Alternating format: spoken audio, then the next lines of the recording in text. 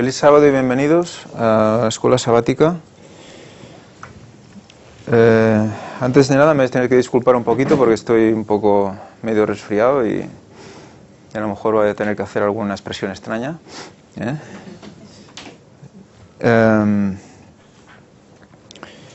Vamos a empezar la lección de preparación para la siega. Es una lección muy contemporánea, muy del tiempo que vivimos y muy ligada con todos los temas que se han ido presentando en las conferencias del Gran Engaño referente a la venida de Cristo. Vamos a leer el versículo para memorizar que dice: Tened también vosotros paciencia y afirmad vuestros corazones, porque la venida del Señor se acerca. Santiago 5:8. Nos habla de la palabra griega parousia, que se usa en el Nuevo Testamento para venida de Cristo, así como en Santiago 5, 7 y 8. Es una expresión técnica para la llegada de un dignatario. O sea, esta palabra es utilizada para recibir a alguien importante.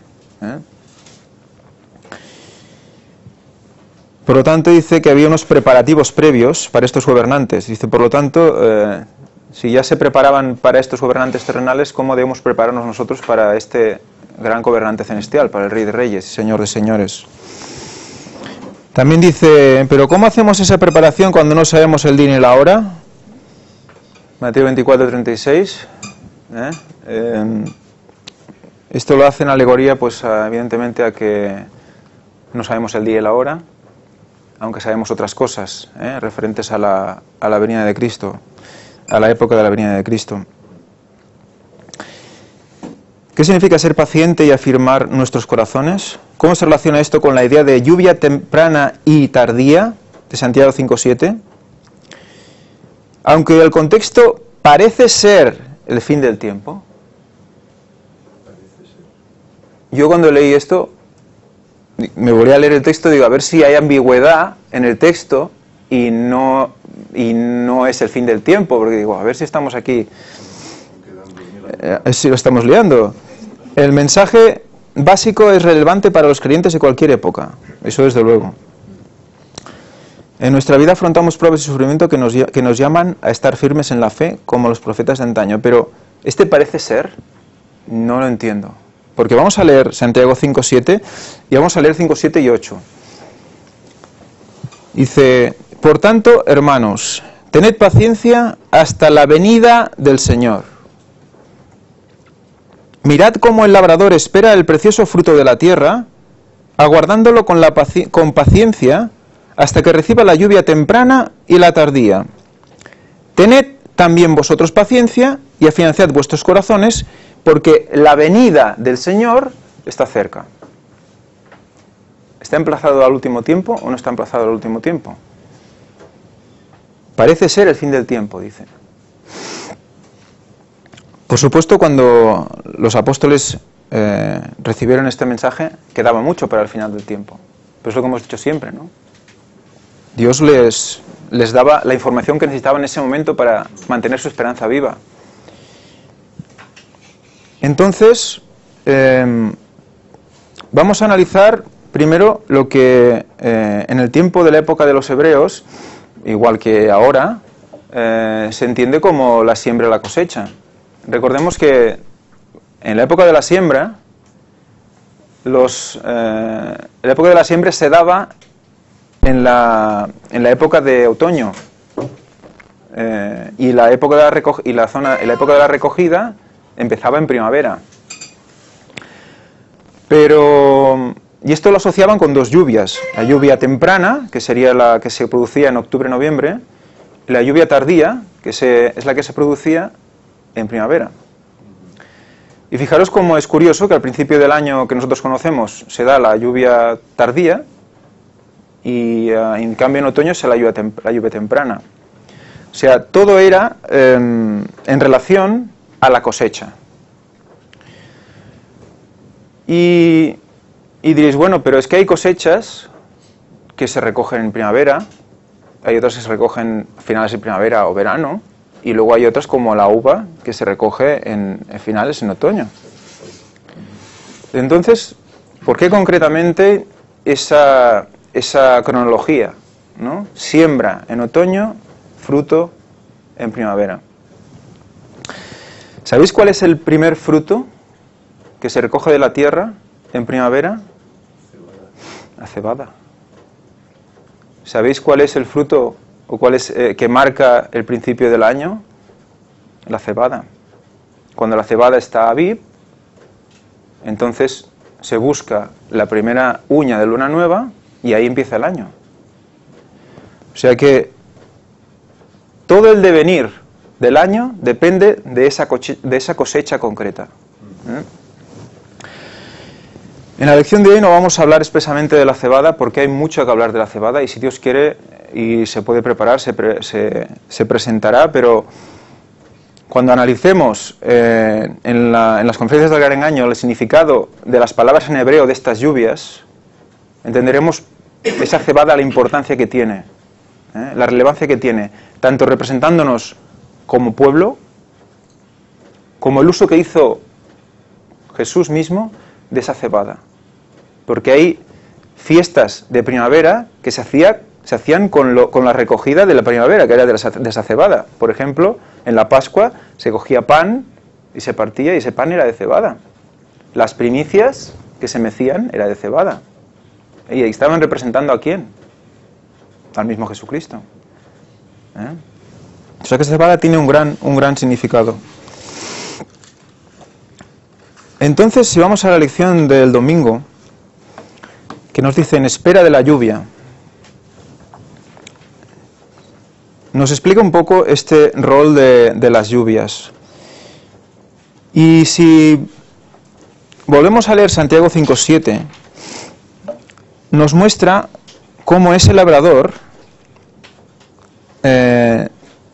espera un fruto concreto de esa tierra.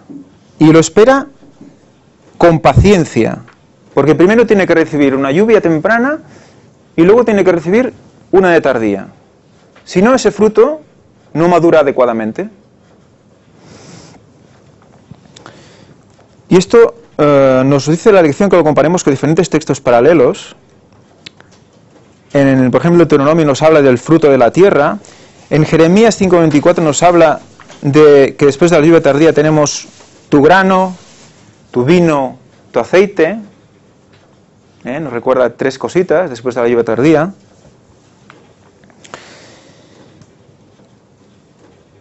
Nos habla de que son lluvias innumerables en otros textos como en Jeremías 14:22, el significado de lluvias aquí son lluvias abundantes.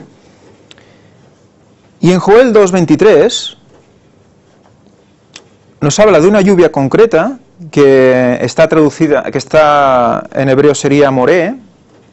Esa lluvia es la lluvia temprana. En hebreo es esa palabra. Luego hay otra palabra que viene de que tiene la misma raíz que moré, que es yoré, que se utiliza también en Oseas 6:3. Y están dentro del contexto de una lluvia, pero tiene también otro significado. Moré concretamente es la parte activa de la palabra y significa arquero. Y significa enseñanza.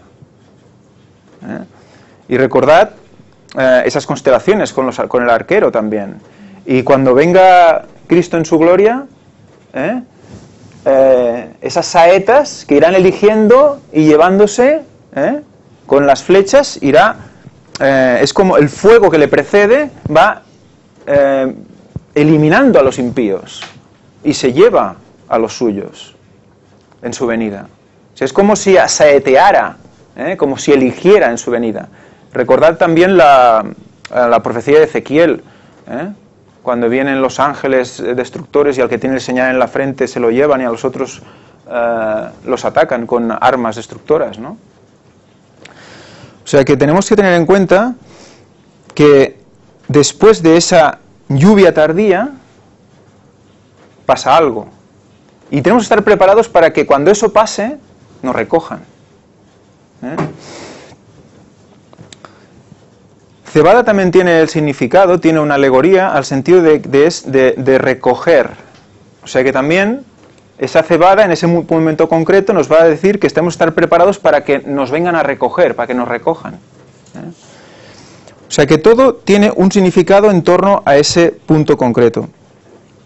Y me gustaría ahora pasar un pequeño PowerPoint para analizar el significado de estas dos lluvias, de estas palabras, pero solo en lo que es el tema griego, porque en hebreo da para muchísimo, y eso lo hablaremos, si Dios quiere, cuando Víctor vuelva, en las conferencias del Gran Engaño de la venida de Cristo. Vamos a concentrarnos en las palabras griegas. Aquí la palabra en griego, lluvia temprana, es proimos. Resulta que proimos quiere decir amanecer, rayar el alba, es decir, por analogía otoñal, lluvioso, lo primero de la temporada de lluvias temprano.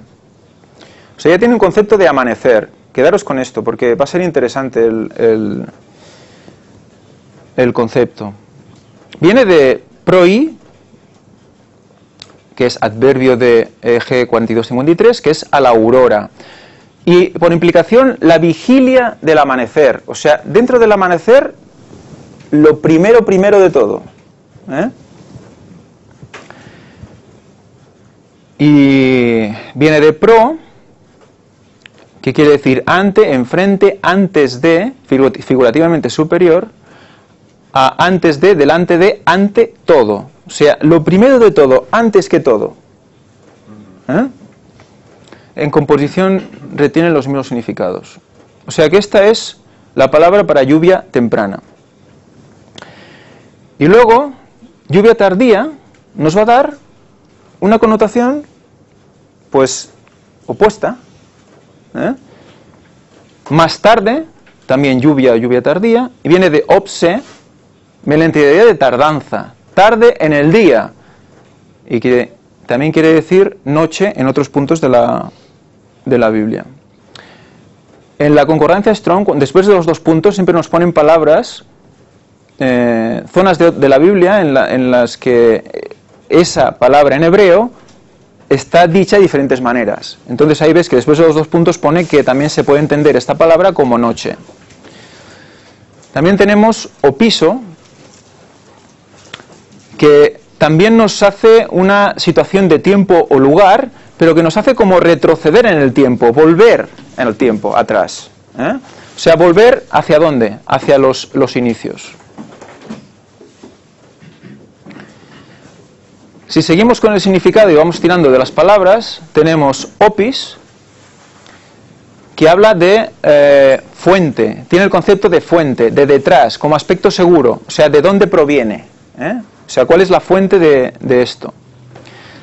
Y luego vamos a optanomai, que dice forma, voz media prolongado del primario voz media optomai, que se usa por él en ciertos tiempos, y ambos como alternos de G3798, que es mirar fijamente, con ojos bien abiertos, como algo asombroso. Esto es tardía. O sea que tenemos temprana, que es un principio de amanecer, y tardía, que es un anochecer o principio de anochecer. Como hemos visto en los significados anteriores. Por lo tanto, bueno, nos quedaba uno más, que es tarde temprana al anochecer, como hemos dicho, noche, anochecer. Es muy curioso entonces que una lluvia temprana y una tardía, una sea como el amanecer y otra sea el anochecer. Es un concepto que yo no conocía de estas dos lluvias. Y en su palabra, en la palabra de Dios, nos lo expresa así. Entonces tenemos la lluvia temprana, sería como la vigilia del amanecer a la aurora, ante todo lo primero de la temporada de lluvias. Y la lluvia tardía sería temprano al anochecer, noche, miraremos con ojos bien abiertos como algo asombroso, volveremos atrás, vuelve el que estuvo desde el principio del tiempo. O sea que cuando llega la lluvia tardía, estamos expectantes a que algo va a pasar, que nos va a dejar con los ojos bien abiertos y vamos a verlo fijamente. O sea que nos va a preparar para poder ver eso. Si nosotros no recibimos esa lluvia tardía, no vamos a ver eso.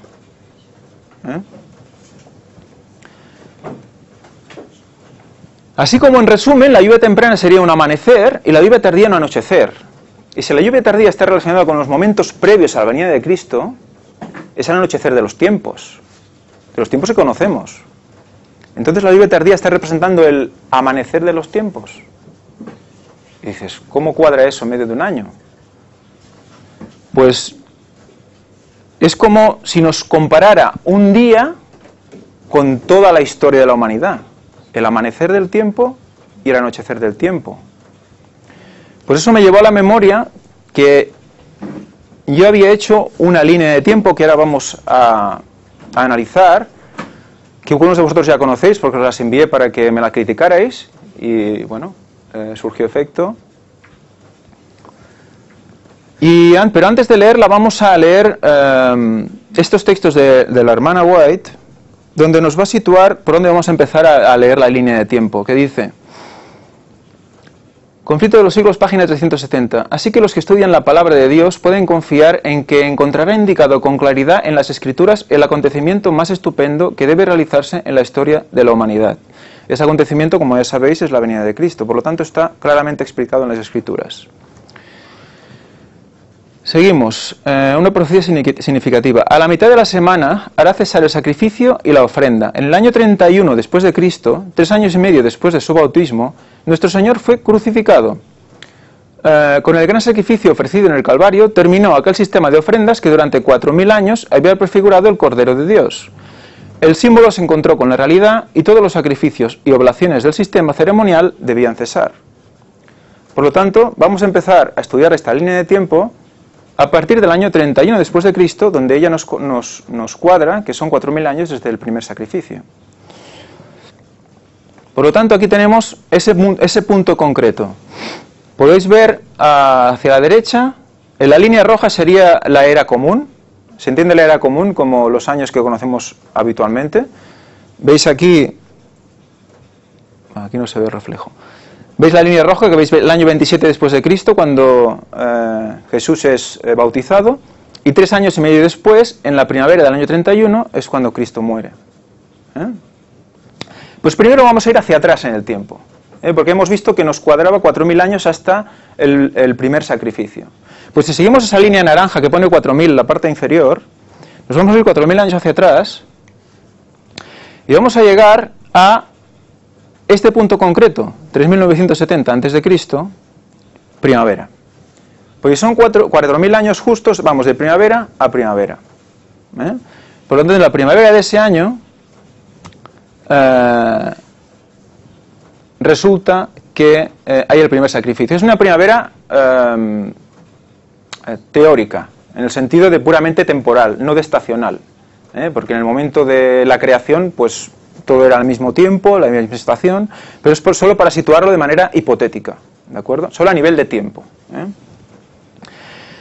Como nosotros sabemos por las charlas que hemos visto también del hermano Fierro, que presentó Josep, y ya lo hemos visto también en las conferencias del Gran Engaño, la edad de Adán cuando pecó es la misma que Cristo cuando murió, esos 33 años y medio. Si nosotros vamos hacia atrás, 33 años y medio del momento que hubo el primer sacrificio, vamos a un año que está tapado por el circulito, que es 4004 a.C., que sería la creación. Al ser 33 años y medio, ese medio año nos lleva a un hipotético otoño. Hipotético. En tiempo, llegamos a un otoño. Y entonces dices, qué interesante que en otoño, donde está la lluvia temprana, donde empieza todo, donde hemos visto que el significado de la palabra es amanecer, y es en contraposición de lluvia tardía, que es anochecer de los tiempos, sea también un amanecer de los tiempos. ¿Es casual que un hipotético otoño sea la creación? ¿Coincida con el tiempo de creación? Pero es que si vamos luego volvemos otra vez al año 31 después de Cristo, y nos movemos esos 2000 años hacia adelante, como Elena White nos dice que son 2000 años desde la muerte de Cristo hasta su venida otra vez, nos vamos a otra primavera, que es el año 2031. Por lo tanto, tenemos un anochecer de los tiempos en esa primavera, en los tiempos que nosotros conocemos. Una lluvia tardía previa a su venida. Recordemos que es el principio de la noche, es antes de la noche completa, cuando Él viene. Bueno, Él viene en la noche, pero la lluvia tardía sería como el principio de ese anochecer. Por lo tanto, tenemos esos dos significados puestos en un extremo y el otro de la historia del tiempo. Entonces tenemos lluvia temprana como amanecer, lluvia tardía como anochecer. Y el otro concepto que tenemos que tener en cuenta es que aparte, en ese anochecer, el fruto tiene que estar maduro, porque cuando viene la lluvia tardía es cuando el fruto está casi preparado para ser recogido. Necesita esa lluvia para madurar y luego es recogido. Por lo tanto, tenemos que estar preparados para esa siega, para ese anochecer de los tiempos. Irene White nos recuerda en un texto que la lluvia tardía que madura la cosecha de la tierra representa la gracia espiritual que prepara a la Iglesia para la venida del Hijo del Hombre. O sea que esa lluvia tardía que ya se está empezando a dar tiene que prepararnos para ese momento. Pero a menos que haya caído lluvia temprana, no habrá vida. La hoja verde no aparecerá. A menos que los primeros aguaceros hayan hecho su obra, la lluvia tardía no podrá perfeccionar ninguna semilla. O sea que tenemos primero una lluvia temprana, que no es solo esa primera lluvia que recibieron los apóstoles en su tiempo, en Pentecostés, aquel derramamiento del Espíritu, con esas llamas encima de ellos. No es solo eso, sino que esa lluvia que ellos recibieron, la tenemos que también recibir nosotros. Y dices, ¿cómo puede ser que ellos... El mensaje que tú recibes, que vas madurando. Exacto, no es una lluvia solo en el tiempo. Dicen, no, es que la Iglesia ha tenido dos lluvias, una antigua en el Pentecostés y una nueva ahora. Es personal, eso es algo. Exacto, hay dos rangos de historia, uno es a nivel de Iglesia y otro es a nivel personal. A nivel personal tenemos que entender esa lluvia temprana. Eso es una analogía, un paralelismo con la leche y el alimento sólido. Esa lluvia temprana sería esa leche. Reconocer que Cristo murió por nosotros, que se llevó la condenación de la ley con Él, etcétera, etcétera. Todo eso tenemos que entenderlo de base, porque si no, no vamos a poder ver que la lluvia tardía, no vamos a poder recibir el Espíritu Santo. Esa nueva, como dice, el fuerte pregón, esa luz que nos va a hacer movernos de una manera espectacular y que ya tiene que estar empezando a hacer movernos nuestros corazones, ¿no? O sea que tenemos esos dos conceptos. Y luego también aquí en la lección, Elena White también nos habla de esos dos conceptos desde un punto de vista quizás más genérico. Dice, bajo la figura de la lluvia temprana y la tardía, que cae en los países orientales al tiempo de la siembra y la cosecha, los profetas hebreos predijeron el derramamiento de la gracia espiritual en una medida extraordinaria sobre la Iglesia de Dios. El derramamiento del Espíritu en los días de los apóstoles fue el comienzo de la lluvia temprana. El comienzo de la lluvia temprana. Y gloriosos fueron los resultados. Pero cerca del fin de la siega de la tierra, se promete una concesión especial de gracia espiritual a fin de preparar a la Iglesia para la venida. Este derramamiento del Espíritu se compara con la caída de la lluvia tardía. Y en procura de este poder adicional, los cristianos han de elevar sus peticiones al Señor de la mies en la estación tardía. Por lo tanto, fijaros cómo tiene que haber un crecimiento dentro de nosotros. Cuando nosotros recibimos la palabra de Dios, cuando nos bautizamos, o incluso antes de bautizarnos, hay una semilla que está dentro de nosotros, ¿no? Y eso tiene que madurar. Si no damos los pasos necesarios, si no abrazamos esa verdad presente, esa maduración queda a medias. Si no vemos lo que pasa a nuestro alrededor y lo aplicamos en nuestra vida, esa maduración queda cortada. Por lo tanto, ese fruto que no madura, que no llega a su tiempo, que no recibe el agua a su tiempo, se acaba muriendo y no es recogido, se pudre. También nos recuerda el texto de Mateo 13 del 28 al 30, Mateo 13 del 28 al 30 nos dice: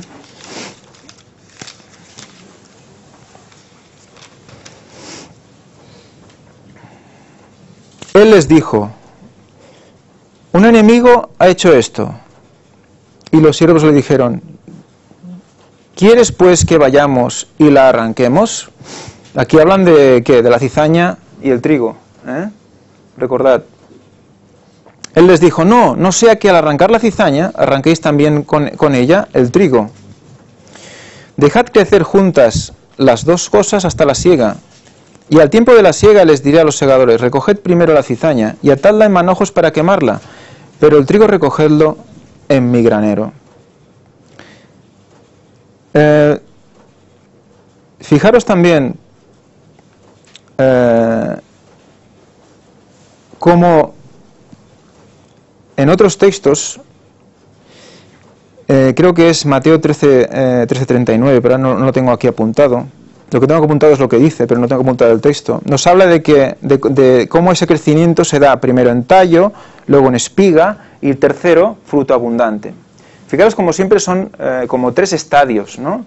Lluvia temprana, lluvia tardía, fruto. Tallo, espiga, fruto abundante. Y antes hemos visto también grano, tu vino, tu aceite. Todo tres. Después de esta lluvia tardía, el número 3. Otra vez también haciendo analogía a ese tercer milenio. Si pasamos también a la lección del lunes, nos analiza la palabra cerca, porque dice también cuando Santiago 5:8 nos dice que la venida del Señor está cerca. Y si estudiamos la base de esta palabra, vemos que tiene la misma raíz que brazo curvado, es ancos, anca, es una extremidad, ¿no? Y es brazo curvado, es como si el brazo en vez de estar estirado está medio curvado, como recogiendo, Por lo tanto está cerca ya para hacer así y llevarnos con él. Dice aquí que todos los apóstoles fijaron sus esperanzas en la inminente venida de Jesús, pero nunca identificaron cuándo sería, aunque Jesús lo estaba diciendo constantemente. Lo que pasa es que no lo estaba diciendo para ellos, lo estaba diciendo para nosotros. O sea que el mismo mensaje tenía un poder en ese momento, tenía una finalidad en ese momento, y ese mismo mensaje ahora tiene una finalidad que se suma a la anterior, pero que la amplía y la adapta a nuestros tiempos. Y todo con las mismas palabras. La misma palabra hebrea nos lleva a ese resultado.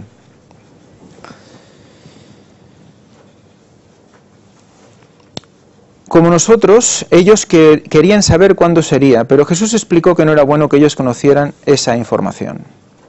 Ellos, en ese momento, en ese tiempo, no toda la humanidad. Recordemos que hay cada momento su verdad presente.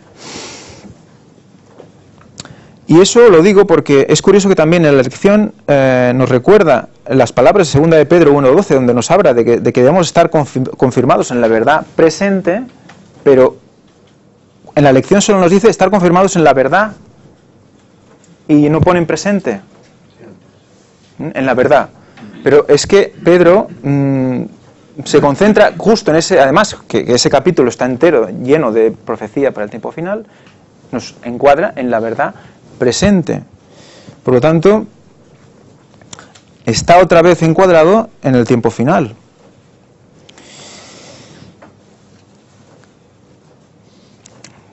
Llama al fruto esperado precioso.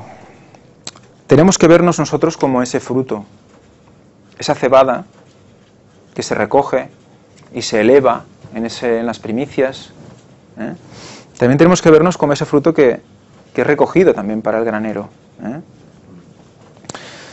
O sea que no, muchas veces tendemos a vernos como trapos de inmundicia. Ya somos trapos de inmundicia, pero solo con saberlo ya es suficiente. No hace falta que nos lo vayamos recordando todos los días y machacándonos y ¿no? Pensad que viene a recogernos transformados, ¿eh? Tenemos que estar preparados para recibir esa lluvia. Y luego otra curiosidad con el número 3, es que también hablando de esto, es 1 Corintios 3, 11 y 12. A ver si lo podemos... No sé si alguien lo tiene por aquí.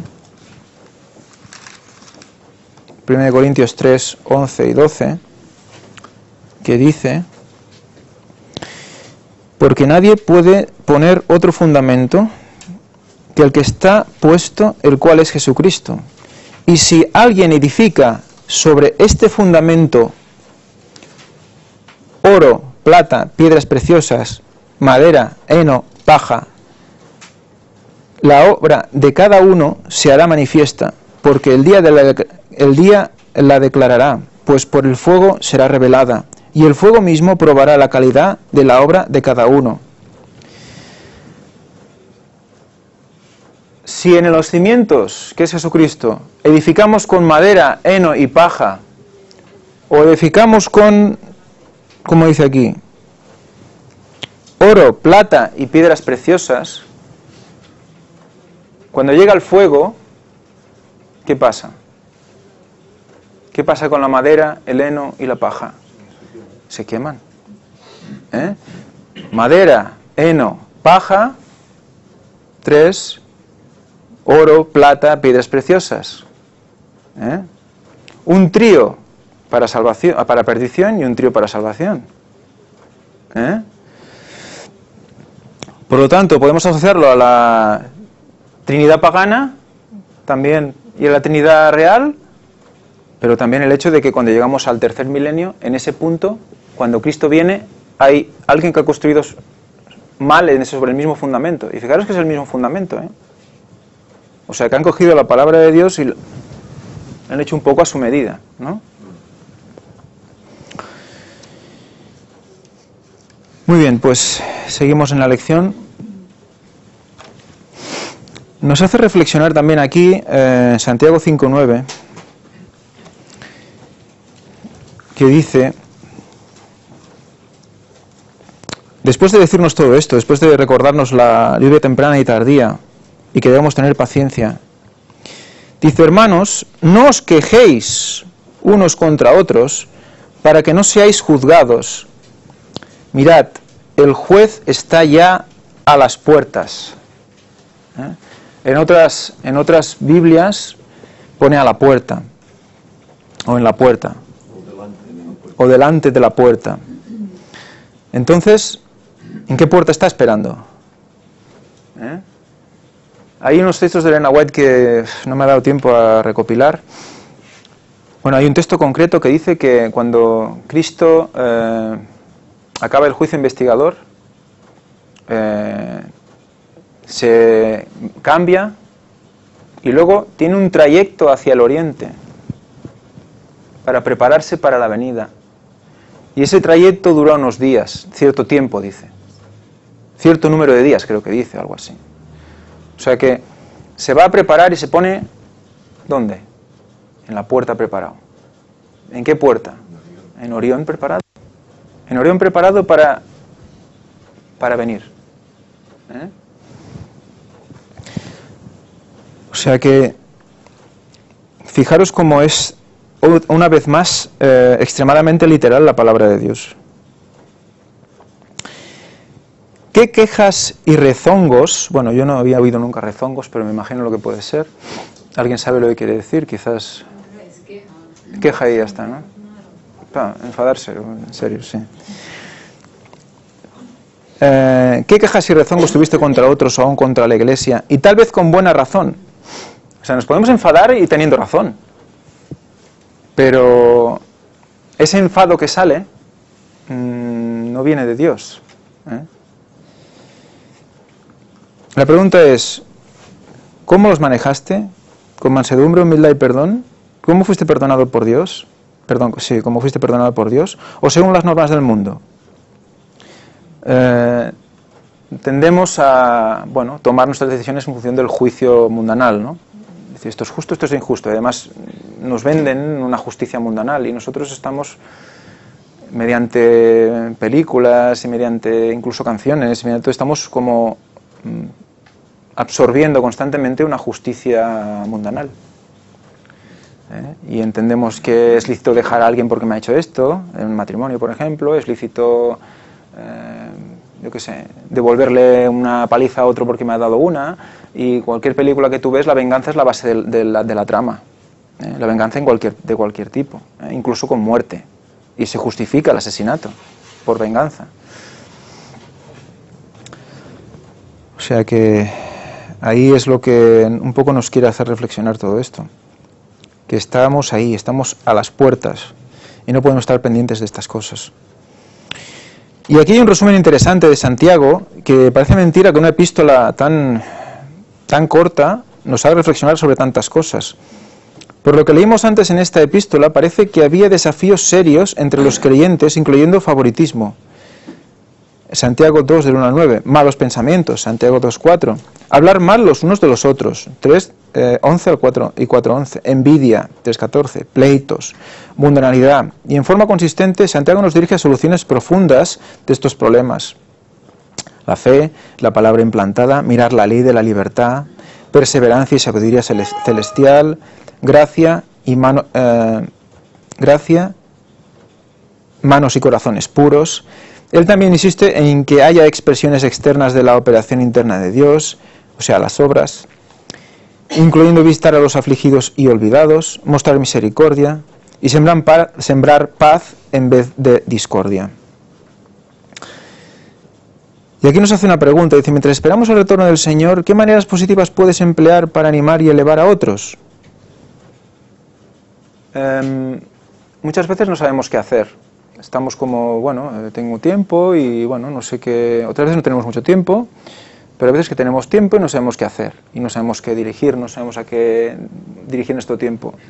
Y nuestro corazón y nuestra mente debe estar dirigido a los demás y eso lo sabemos de siempre. Y esos momentos de libertad que tenemos, de tranquilidad del mundo, tenemos que intentar enfocarlos y dirigirlos hacia ver qué podemos hacer por alguien, incluso, aunque sea orar por esa persona o ese grupo de personas que necesitan, ¿no? Recordemos también como nos presentó Fanny en el culto de hace unas semanas, el simple hecho de hacer ejercicio y estás glorificando a Dios tanto como si hicieras una reunión de evangelización.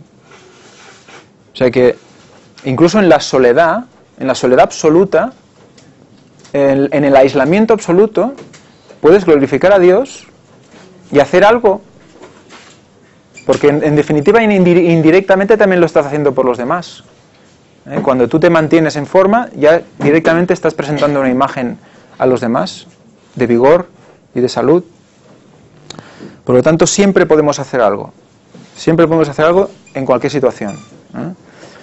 Y si pensamos en la palabra de Dios cuando nos dice que hagáis lo que hagáis, que tanto si coméis como bebáis, como si os vestís, lo hagáis todo para la gloria de Dios, eso también es glorificar a Dios.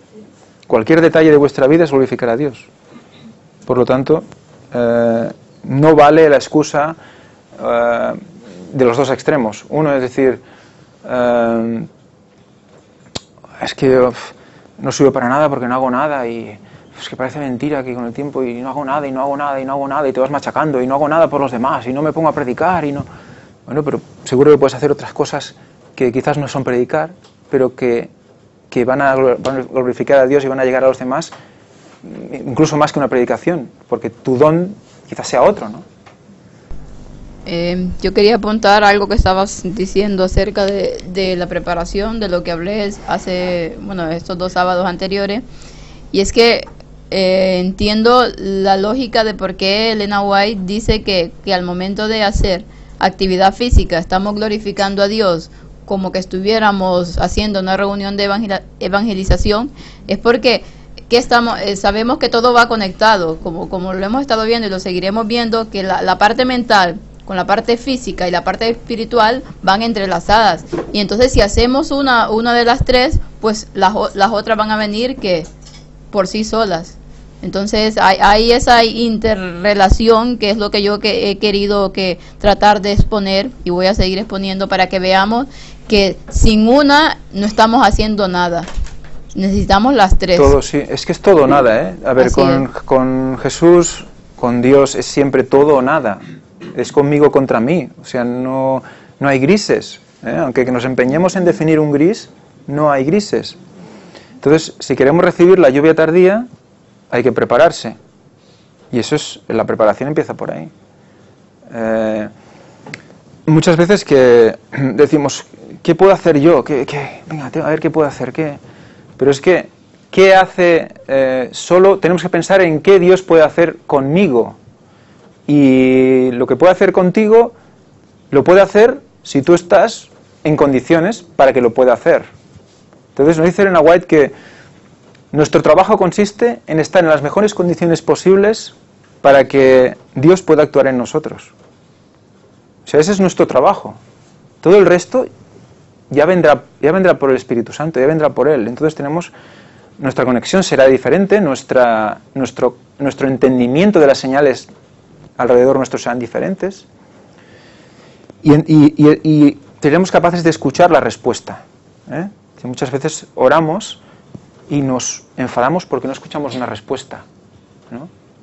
En nuestro idioma, clara, ¿eh? Como si nos lo explicara nuestro compañero, o nuestro hermano. Pero hay respuestas constantemente a nuestro alrededor, constantemente, ¿eh? Recordemos que la prueba viene después de haberte dado Él la solución, ¿eh? Recordemos, no sé si es Corintios que lo explica, no recuerdo ahora el capítulo, pero nos pone la prueba, pero previamente nos ha puesto la solución. O sea que ya ha previsto para esa prueba. Por lo tanto, ¿de qué te vas a preocupar? Ya ha previsto, ¿eh? Y es que a veces la respuesta puede ser un no. Pero el problema es que estamos tan metidos en nuestro yo, que ese no a mí no me gusta, por lo tanto no es una respuesta a mi oración. Entonces tenemos que estar siempre muy pendientes y con esa relación con Dios tan íntima para poder saber que realmente ese no es lo mejor para nosotros. Pero como estamos tan metidos en nuestros pensamientos, en todo lo que nosotros queremos a nuestro propio beneficio, pues no vemos que ese no nos está librando de cosas mucho peores. Entonces siempre debemos de entender que puede ser sí y puede ser no. Dios sabe lo que necesitamos en cada momento. Y muchas veces, desde el punto de vista humano, tienes miedo de hacer la oración por si te dice que no. Sí. Y ya no lo pones en oración, directamente lo haces, ¿eh? Pues eso que viene de dentro es lo que tenemos que identificar, ¿eh? El Espíritu Santo nos tiene que ayudar a identificar esas sensaciones y pensamientos que estamos teniendo. Y tenemos que dejar que, bueno, cuando los identificamos hay que eliminarlos. Santiago 5, 10 y 11 nos dice: hermanos míos, tomad como ejemplo de aflicción y de paciencia a los profetas que hablaron en el nombre del Señor. Ved cómo tenemos por dichosos a los que sufren. Habéis oído de la paciencia de Job y habéis visto el fin del Señor, que el Señor es muy misericordioso y compasivo. Se nos emplaza a que miremos a los profetas y nos emplaza a Job. ¿Habéis leído Job? Sí, ¿no? Impresionante, ¿no? Y cómo después de todo está Job ahí, ¿eh? En condiciones y en posición de alabar a Dios igual y seguir con la fuerza que seguía antes, después de todo lo que pasa, ¿no? Y bueno, y los profetas, la mayoría de ellos vilipendiados, asesinados, por decir la palabra de Dios. Por lo tanto, no serán todos, como decimos aquí en Cataluña, flores y violas, no sé cómo se dice en castellano, flores y violetas.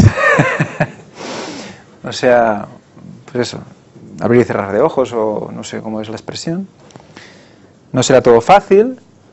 O sea, esa lluvia tardía implica una responsabilidad, implica una acción, y esa acción va a implicar unas consecuencias, y esas consecuencias las tenemos que saber vivir, ¿no? Si recordáis las conferencias sobre la muerte de Cristo, sobre la llaga de Cristo, ahí se explica cómo la lucha más grande que tiene Cristo en la cruz es espiritual. Y que en un momento dado vuelve en sí y dice, tengo sed. Pero hasta entonces está en su lucha interna espiritual. Por lo tanto, eso es lo que nos tiene que hacer entender que si nosotros estamos espiritualmente conectados, lo que va a pasar a nuestro alrededor va a ser duro, va a ser difícil, va a ser lo peor, por lo que explica la palabra de Dios, y dice Elena White, como nunca ha sido, pero ¿cómo vamos a afrontarlo? Con esa tranquilidad espiritual que nos va a dar la conexión total. Y entonces podremos ver las cosas desde el cielo. La mente en el cielo. Nos recuerda, Santiago menciona varias cualidades: paciencia, perseverancia y sobre todo esperanza, confianza en Dios. Uno de esos atributos es la paciencia, que aquí nos habla que es la palabra macrotumías, también traducida como longanimidad o tolerancia. Recordad que la paciencia en la escalera de Pedro, no recuerdo ahora si era, creo que es primera de Pedro. Ahora no recuerdo. Primera o segunda de Pedro. No sé si alguien lo recuerda. La segunda de Pedro dice: vosotros también poniendo toda diligencia, por esto mismo añadid a vuestra fe virtud, al virtud conocimiento, al conocimiento dominio propio, al dominio propio paciencia, a la paciencia piedad, a la piedad afecto fraternal y al afecto fraternal amor. O sea que es el amor la consecuencia de toda esa escalera, y veis que la paciencia está después de la fe, virtud, conocimiento, dominio propio, luego viene paciencia. O sea que esa lluvia temprana nos tiene que haber empezado a preparar ya en esos 4 estadios anteriores, para poder ir incorporando la luz, la nueva luz que puede llegar en estos tiempos, la verdad presente que se da en nuestros tiempos, porque si no, esa paciencia de espera no lo vamos a tener. Para llegar a esa paciencia tenemos que pasar por la fe, virtud, que vimos que tenía una connotación de salud. Virtud tiene connotación de salud y vigor. Por lo tanto, si tenemos fe, pero no hacemos lo que comentábamos, el tema de salud, pues no vamos a llegar al qué, a la tercera, que es ¿qué? Conocimiento. Fe, virtud, conocimiento. Y a partir de ahí llegamos al dominio propio. Y luego ya viene la paciencia. O sea que veis el camino que nos toca recorrer.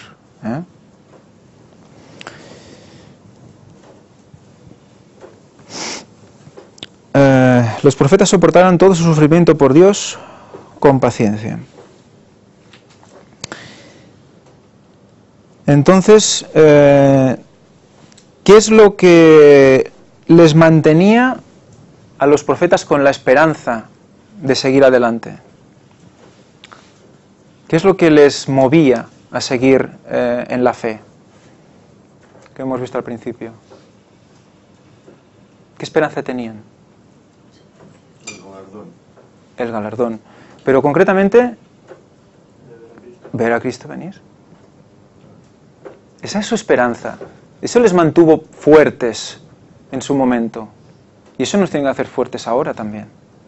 Siempre debemos esperar eso. Tenemos que tener esa esperanza en el horizonte, si no, verle cara a cara. Eso nos tiene que mover cada día, cada hora. Verle cara a cara y aguantar, vivos. Porque muchos deberán. Bueno, claro, es que, bueno, sí, se sobreentiende que la idea es esa, ¿no? Que es aguantar y ser salvos, perseverar y ser salvos. Transparente como la luz del sol. Aquí nos habla de Santiago 5:12, que es muy interesante, como después de todo esto dices, y sobre todo, pero sobre todo, hermanos míos, no juréis ni por el cielo ni por la tierra, ni con ningún otro juramento, sino que vuestro sí sea sí y vuestro no sea no, para que no caigáis bajo juicio. Fijaros, después de emplazarnos en la final del tiempo, después de decirnos que no nos quejemos, que vamos a sufrir, no os preocupéis, no os quejéis porque aún no ha venido lo que tenéis que pasar, luego nos dice, bueno, y no empecéis aquí a jugar a decir, no, yo te prometo que esto tal, no, yo te juro. Fijaros cómo es muy importante esta parte, de que no hace falta decir mucho, sino solo hay que decir la verdad. Y una vez, y directamente, no hace falta engalanarla ni llenarla de florecitas y todo para que... No, es lo que hay, ¿no? O sea que no hay que... ¿Qué pones?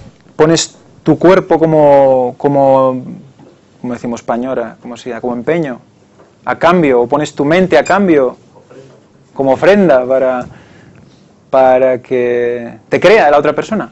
Te lo juro por... ¿no? No te preocupes que... No, ya solo la verdad en sí misma es verdad, no necesita ninguna ayuda nuestra, ¿no?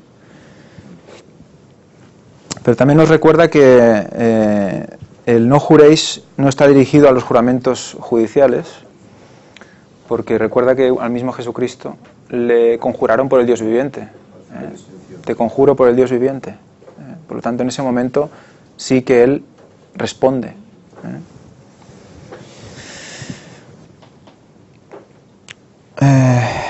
Nos dice Elena White: todo cuanto hacen los cristianos debe ser transparente como la luz del sol.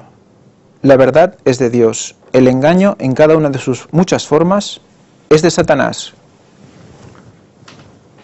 Punto. O sea, una frase.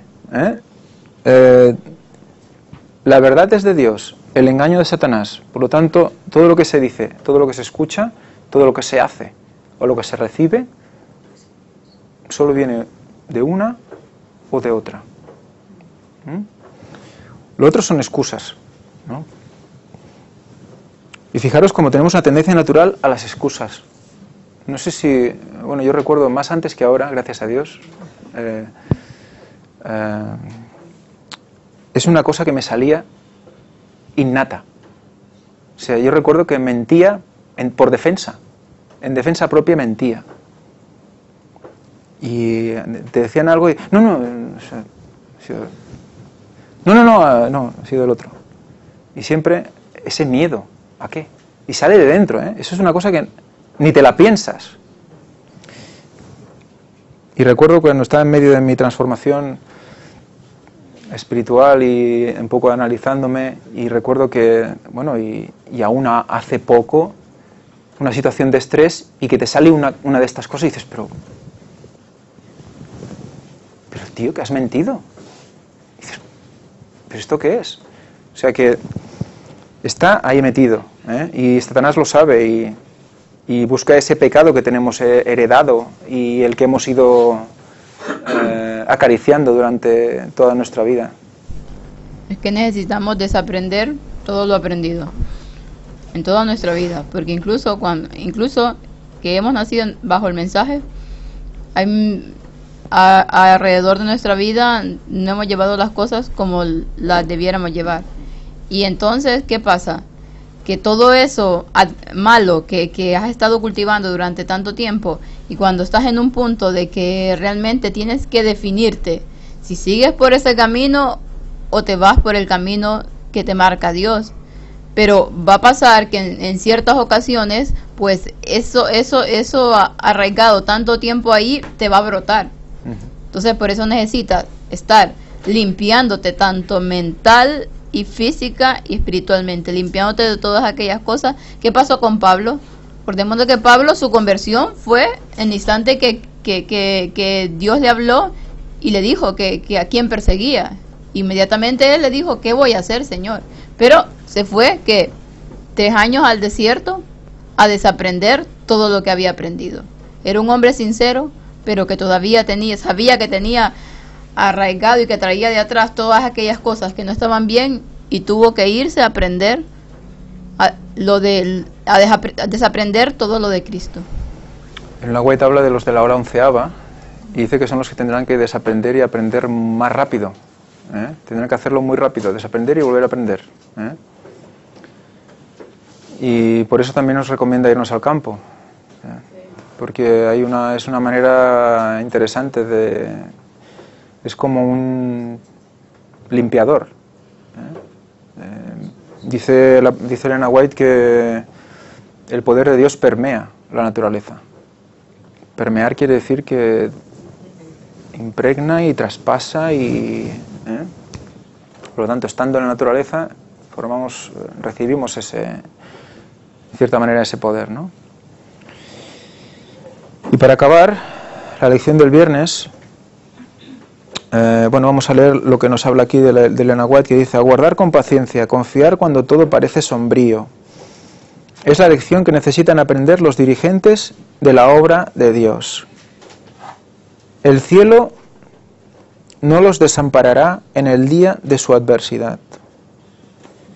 No hay nada que parezca más impotente que el alma que siente su insignificancia y confía plenamente en Dios. Y en realidad no hay nada que sea más invencible. ¿Vale? O sea que eso es una frase preciosa. No hay nada más, como dice aquí, impotente, y encima no hay nada, eso mismo que es tan impotente, resulta que no hay nada más invencible. Porque ya le hemos dado todo a Él. Ya todo lo que nos pasa es porque Él lo decide. Todo nuestro día es por Él, para Él. Entonces, invencibles. Entonces, ¿qué nos dice después? Dice, tendrás pruebas, pero sigue avanzando. Esto fortalecerá tu fe y te preparará para servir. Los anales de la historia sagrada fueron escritos no simplemente para que los leamos y nos maravillemos, sino para que obre en nosotros la misma fe que obró en los antiguos siervos de Dios. No vale solo decir, ¡hola, qué pasada! Mira qué textos, ¡ah, mira qué! ¡Ostras, mira qué!